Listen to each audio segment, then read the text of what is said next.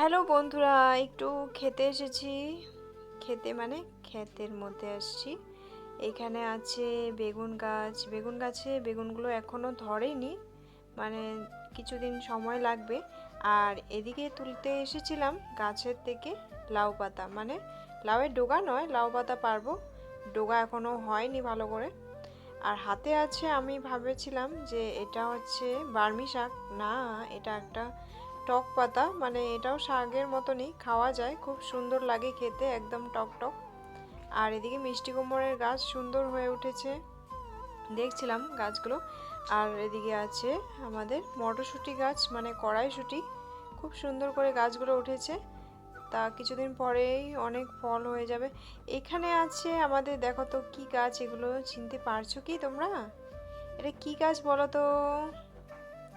আচ্ছা, কারা কারা বলতে পারবে বলো একটু কমেন্টে, সবাই একটু বলে যেও তো। চলো আমি রাখছি, আসছি, হ্যাঁ, টাটা।